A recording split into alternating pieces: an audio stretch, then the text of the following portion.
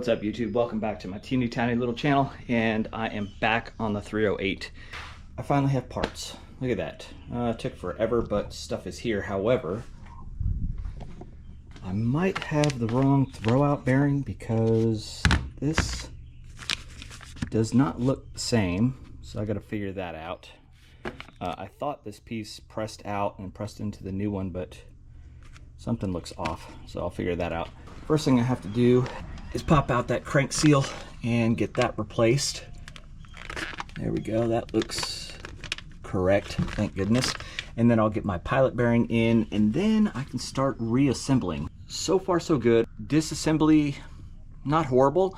If the reassembly goes as well as the disassembly, I should have this thing back on the ground in a day or so. Pretty quick, we'll see. So I'm gonna continue following Birdman's write-up and show you guys what I'm doing. So you do have to press this out. You can see it's starting to come out right there. There we go. Now I gotta put the camera down because that's gonna drop. Hey-o. Okay. There it is. Well, here is the old one. Here is the new one. And this piece is going to press in like so. And I'm using a, what is this, 32 millimeter socket. Actually fits quite nicely right there. I got my rear main seal out. What I did was kind of poked a hole in 4 different places and then kind of slowly worked it to pull it this way. What you need to do is be very careful that you do not nick any of this area along this edge here, because you will get a leak. So just go straight in the middle of it. So kind of just stay in the middle and go very slow. I used, let's see, I used one of these doohickeys, a couple of those doohickeys, and these other doohickeys. I've earned myself a little snack break. Yep, good stuff. So I've been fighting the rear main seal and the pilot bearing for probably a little over an hour now. I just got the rear main seal in. The new seal that showed up had this plastic coating around it, and that's what was giving me so much trouble. You can see this is the old one, and it's just, I guess this is steel or aluminum, whatever, but this does not have any coating on it. Maybe it did at one time and it's all worn off, I don't know. But the new one, when it came down to this edge right here, that's what was catching, and it would go in on the top, not on the bottom, and vice versa. So I just took a break from that, moved on to the pilot bearing. Of course, I did the freezer trick and it started going great, and then I'm like, I don't know, like that close to getting it fully seated, and it just decided it wanted to stop. So taking a little cookie break, a little snack break, and I'll get back after it in a little bit. I ended up removing this stud that was down here because trying to get my hands in here and a hammer and just all the stuff that I needed to try to get this thing in, I didn't want to smack this and mess it up. I didn't want to smack it and mess my hand up. It was just easier to pull this out. It looks like maybe somebody had pulled that out once before because it wasn't extremely tight in there. I didn't have to work very hard to get it out. All right, I had a bit of a setback. I had to pull this bearing back out because I did not realize that, you see this right here? The bearing does not go all the way in and flush to here like I originally thought it was. So I'm an idiot. It only goes in a little bit. It will stick out probably 3 millimeters or so, and then the flywheel will go over. So don't do what I did. All right, I threw it in the freezer for a few minutes and just popped it back in. There it is. It will stick out just a little bit like this. So yeah, don't make the same mistake as me. Okay, here we are. Flywheel is back on. These bolts are torqued 62 foot-pounds per Birdman's write-up. Hardest thing about doing this, so this little spacer shim thing in here, For me, it only went one way where all of the bolt holes lined up perfectly. If I had it one off. It was close, but not 100%. So I had to play with that a little bit and get it lined up before I stuck this up there. You got to put a 36mm socket on the crank side and keep this from spinning when you're tightening these and torquing them. Here's what I ran into. I'm laying up underneath the car over there trying to put that socket on and find a place that I can kind of wedge it in. But the problem was being upside down, other side, I just wasn't thinking. I couldn't figure out which way I had to jam it. So I had to have my wife come out here, turn the bolt on the flywheel on this side so I knew which way the crank was going on that side and which way to shove the bar up in there to hold it, and then just I had to wedge it in. It was a pain in the ass. You almost need two people to do it, or you just need to be way more creative than me. So that's how I did it. I ended up having a 10 spline little clutch tool, so I used that instead of the trick that Birdman said with his 10mm. That would have worked, but I'm glad I had my little plastic doodad. I've gone ahead and I've gone one step farther, and I am replacing this gasket on the bottom of the gearbox here. So I've got everything pulled apart and pretty much cleaned up. When you're installing the bell housing cover, there are O-rings. One of them is going to go on the engine side and the other two are going to go on the bell housing side. Use a little RTV sealant to kind of hold those in place because you don't want those slipping out and falling down and then getting crushed when you put everything together. So once you get everything up and kind of bolted slightly in place and slid in, leave a little bit of a gap so you can double check to make sure your O-rings are still where they need to be. And then you can push everything together and start bolting it all up. If you're going to do the gasket for the pan on your transmission, be aware when you take it down, there are going to be 3 little ball bearings and 3 tiny little springs, and they will come flying out at you and you will not know where they are. They go in line together on the driver's side of the pan. They sit in at different kind of heights. So one of them, the spring is going to sit all the way down in this little crevice that's actually in the pan.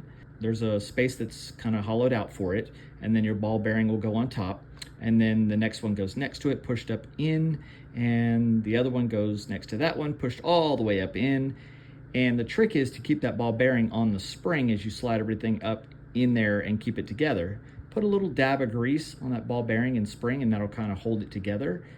Here's my new gasket, and here's that piece that's gonna get replaced, and I gotta clean this up a little bit more. I might as well do it while I'm in there and everything's drained. My car has high miles on it. It's like 80, I don't know, like 88,000 miles or something like that. It looks like somebody's been in there once before because there was a lot of black RTV, but everything inside looks really good, and the fluid was, you know, fairly clean that came out, so not too worried about anything. It'll be nice to not have that oil seeping out the side of that gasket area. I got this thing all set up to go back on the car. Figured out my orientation with these. I do not need the clip for this. Turns out some of the cars actually did not even come with them, and I don't feel like spending 50 bucks plus shipping on a stupid clip for this. I don't need. So I think I have everything to finally put this back together. Here is where I am. So let me do some explaining.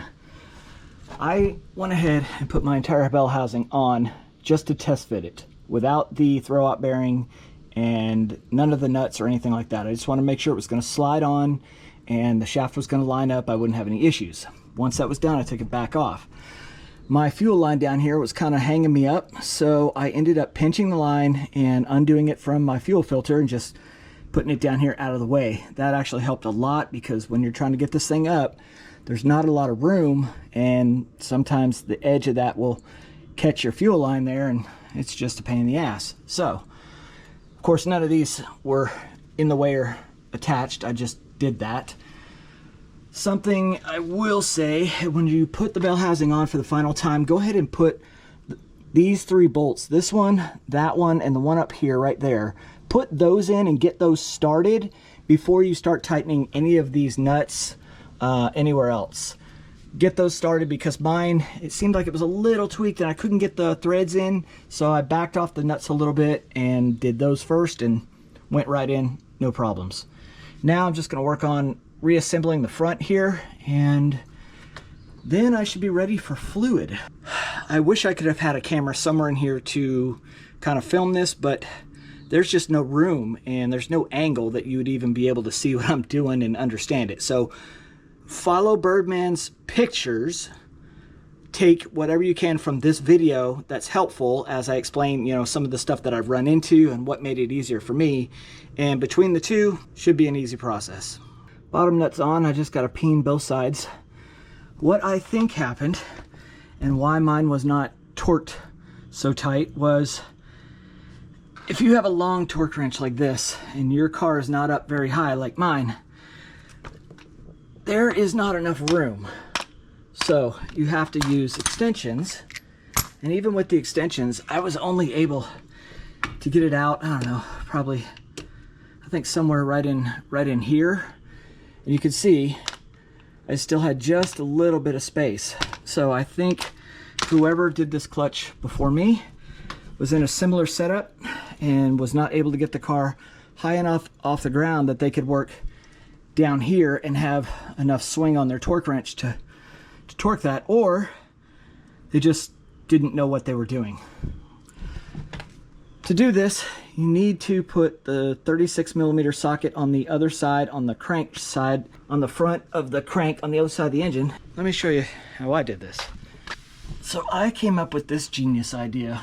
There's my 36mm socket on a long extended bar here, run down through the A-arm, and then, see what I did here? I needed it to stay this way to hold against this so it wouldn't pop off up there. So I put a ratchet strap here and I strapped it over to the frame. So I'm basically pulling this way, which holds the motor in the right spot for me to tighten the nut over there. It's so hot.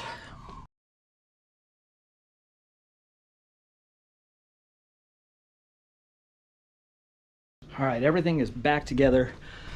Came back in, put all my hoses back together, hose clamp, kind of tidied things up a little bit. I just need to fill the gearbox, and to do that, I've decided to go with the Redline products. So what I've read on some of the forums, F-Chat, there was a lot of people that really liked this setup. So it's 4 quarts of 75W90NS and 1 quart of the 75W90. I think it's actually like 4.5 quarts that it actually takes, but I have 5 ready to go. So I'm gonna get these put in the car. Should be ready to start it up and see what happens. All right, it is full. Turns out when I put the bottom pan on for the gearbox with the new gasket and sealant, I put it on, but I didn't tighten all of the bolts on purpose because I wanted it to kind of set up first before I went back and final tighten them. Well, I guess I forgot to final tighten them. So a couple of them had a tiny little leak coming through the stud, so I went ahead and fixed that, and now we're all good. So no more leaky over here. This seems good. I guess there's nothing left to really do but fire it up and hope for the best.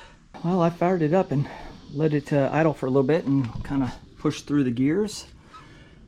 I think everything's dry. That's a great sign. No new leaks over here, so that is a good sign. Looks like everything's holding up just fine.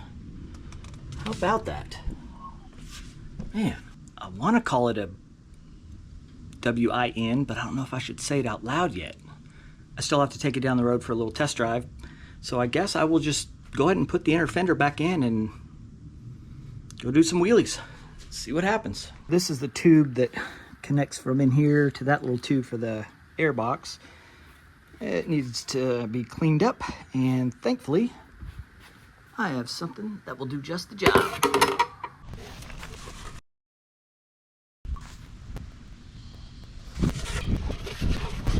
That'll work.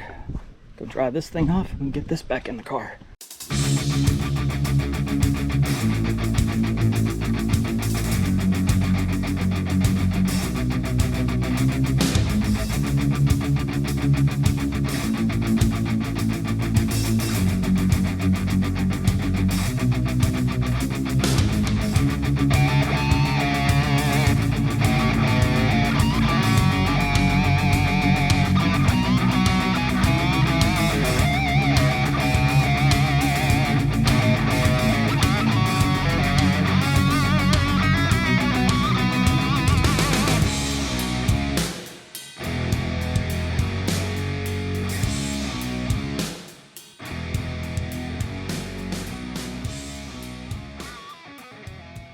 Thank you to Birdman for his fantastic write-up and the pictures and stuff that he supplied. Hopefully this video along with Birdman's write-up will kind of guide you in your journey on doing the clutch on a Ferrari 308. You can do it right in your garage with some basic hand tools, pretty much just like I did. And that was a quick test drive around the neighborhood. I just was looking in the back here just to make sure I couldn't see anything leaking anywhere. Haven't seen anything under the car. We're all good there. So I think that is a win. Time to get her cleaned up. I got a car show tonight, cars and coffee tomorrow. Thanks so much for watching. Stay hungry, stay foolish.